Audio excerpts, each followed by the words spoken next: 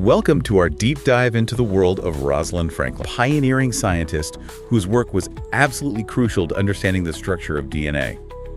You know, it's fascinating because her story isn't just about groundbreaking science. It also reveals the challenges she faced as a woman in a field that was, let's face it, pretty much a boys' club back then. Okay, let's unpack this. For those who might not be familiar with her work, who exactly was Rosalind Franklin?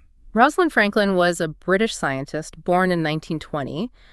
She was a brilliant mind and a meticulous researcher who made significant contributions to several fields, most notably X-ray diffraction studies. X-ray diffraction. That sounds intense. Can you break that down for us a bit? What exactly is it? Imagine you're trying to figure out the shape of something really tiny, like a molecule, something you can't see with a regular microscope. X-ray diffraction is like shining a super powerful light through that molecule and then looking at the pattern the light makes when it scatters.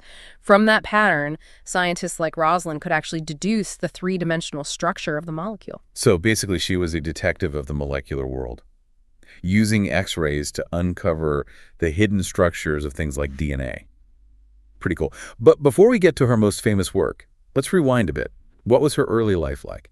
Rosalind was born into a prominent Jewish family in London, and even as a child, she showed a real aptitude for science and math. Right. She excelled in school, and her family, despite having some traditional views on women's roles, actually encouraged her intellectual pursuits. That's interesting. It sounds like they recognized her talent and nurtured it, even in a time when not all families were so forward-thinking.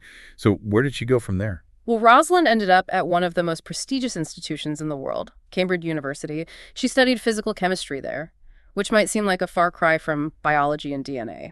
Wait, chemistry. So how did she end up making such a huge impact on our understanding of DNA? That's where it gets really interesting. You see, her training in physical chemistry gave her a deep understanding of molecular structures and the techniques needed to study them. And that's what led her to X-ray diffraction. I see the connection now. But Cambridge in the 1930s and 40s, that couldn't have been easy for a woman, right? You're absolutely right. Back then, Cambridge didn't even fully recognize women as members of the university. Wow. Can you imagine the hurdles she must have faced? Yet she persevered, earning her degree and even conducting important research on coal during World War II. Coal research. That seems like a bit of a detour on the path to DNA. Not at all. Her work on coal using X-ray diffraction was actually crucial for developing her skills and refining the techniques she would later use to study DNA.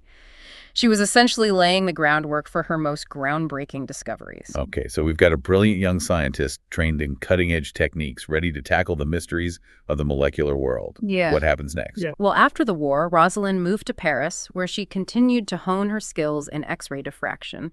She worked at a leading laboratory there. And it was during this time that she really became a master of the technique. So Paris was like her training ground, where she really sharpened her tools. I'm sensing a but coming. Seems like there's always a twist in these stories, right? There is, unfortunately. Despite her expertise and growing reputation, Rosalind faced challenges when she returned to England to work at King's College, London. Oh? She was brought in to work on DNA, but the environment there wasn't exactly welcoming. What do you mean? Were there issues with the research itself? Or was it something else? It was more about the culture at King's College. There was a lot of tension, particularly with a colleague named Maurice Wilkins. Okay. And to be honest, the prevailing attitudes toward women in science at the time definitely played a role in the difficulties she faced. Well, remember how I mentioned tension with Maurice Wilkins? He was also working on DNA at King's, and their roles in the project weren't clearly defined. This led to a lot of misunderstanding and conflict. Okay, so a bit of a clash of personalities and a lack of clear communication. But I'm guessing there's more to it than that, right? Unfortunately, yes. Remember, this was the early 1950s. The scientific world was very much a male-dominated space, and women often weren't taken as seriously as their male counterparts. That's so frustrating. It's hard to believe that someone with Rosalind's talent and expertise would be dismissed simply because she was a woman. But despite these challenges, she was still doing groundbreaking work on DNA, right? Absolutely. This is where her mastery of X-ray diffraction really comes into play. She and her graduate student Raymond Gosling took incredibly clear X-ray images of DNA, which they labeled as A and B forms. Okay, pause for a second. What are the A and B forms of DNA? Think of it like this. DNA can exist in different shapes depending on the environment it's in. It's a bit like how water can be liquid, solid ice, or gaseous vapor. Yep. Rosalind's images revealed these different structural forms of DNA, and this was crucial for understanding its overall architecture. One of these images, which became known as Photo 51, was particularly important. It clearly showed the helical structure of DNA. Photo 51. That name rings a bell. Didn't that play a role in Watson and Crick's discovery of the double helix? It did, and this is where the story gets even more complicated. While Rosalind was at King's, James Watson and Francis Crick were also working on the structure of DNA at Cambridge. Okay. And without Rosalind's knowledge, Maurice Wilkins showed Watson Photo 51 and some of her unpublished data. Hold on. He showed her work to a competitor without her permission. That's not right. No, it wasn't. And it's a major ethical issue in this whole story. Watson and Crick were able to use Rosalind's data along with their own research to build their famous model of the DNA double helix. So in a way, they used her work to make their breakthrough. It seems like Rosalind was robbed of the credit she deserved. It's definitely a point of contention. And what makes it even more tragic is that Rosalind died of ovarian cancer in 1958 at the very young age of 37. Oh, wow. This was just a few years after Watson and Crick published their groundbreaking paper, and they went on to win the Nobel Prize in 1962 for the discovery. Rosalind sadly wasn't there to share in the recognition. Wow. That's heartbreaking. It makes you wonder how differently things might have turned out if she had been given the credit and respect she deserved during her lifetime. Did she ever realize how crucial her work was to the discovery of the double helix? It's hard to say for sure. Some believe she may have had an inkling, but she died before the full impact of her work became widely known.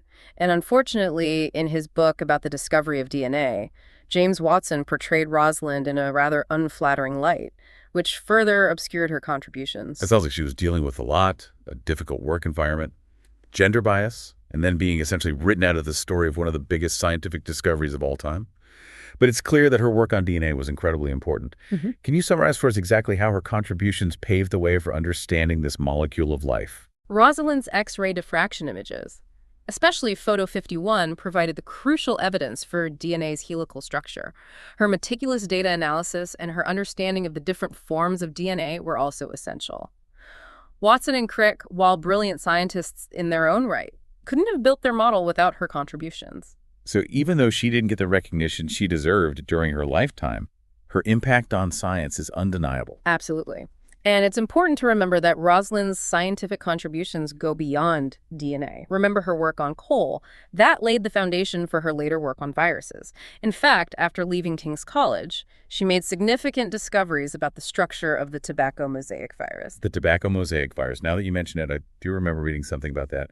Didn't her work on that virus also have some interesting connections to her DNA research? It did. Are you ready to delve into that chapter of her scientific journey? Absolutely. It's amazing to think that despite all the challenges she faced, Rosalind Franklin continued to make groundbreaking discoveries. So Rosalind moved to Birkbeck College and started working on the tobacco mosaic virus, right? Yeah, she did. Can you remind me why she made that shift and what she was hoping to accomplish with this new research? So it seems like she really thrived at Birkbeck. She was able to establish her own research group and focus on projects that truly interested her. Okay. The tobacco mosaic virus, or TMV for short, was a bit of a hot topic in the scientific community at the time. It was one of the first viruses to be discovered, and it was causing a lot of damage to tobacco crops. Oh, wow. So understanding its structure and how it functioned was... I see. So it was a practical problem with implications for agriculture, as well as a scientific puzzle. But how did Rosalind's expertise in X-ray diffraction apply to studying a virus? Well, remember, X-ray diffraction is all about figuring out the three-dimensional structure of tiny things. And viruses, despite being incredibly small, still have a distinct shape and arrangement of molecules. Yeah. Rosalind, with her keen eye for detail and her mastery of this technique, was able to create incredibly clear images of the TMV structure. So what did those images reveal? Did they find anything surprising about the tobacco mosaic virus? You bet they did. Rosalind's images showed that TMV was a helix, just like DNA. Oh, wow. Now, you might be thinking, wait a minute, we already talked about helices with DNA. Right. But this was a huge finding because it demonstrated that this helical shape, which allows for efficient packing of information, was also a key feature of viruses. Wow, that's fascinating. So her work on TMV wasn't just about understanding one particular virus. It was about uncovering a fundamental principle of biological structure, a pattern that repeats itself across different scales of life. I'm starting to see how her diverse research interests all connect in a way. It's like she was building a bridge between different fields of science through her focus on structure.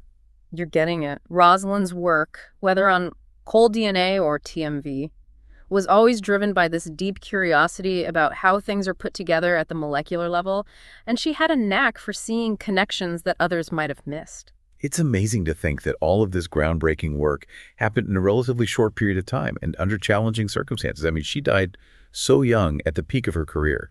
What are your thoughts on the legacy she left behind? Rosalind Franklin's legacy is multifaceted and profound on a purely scientific level. Her work revolutionized our understanding of DNA and viruses. But it's also about so much more than that.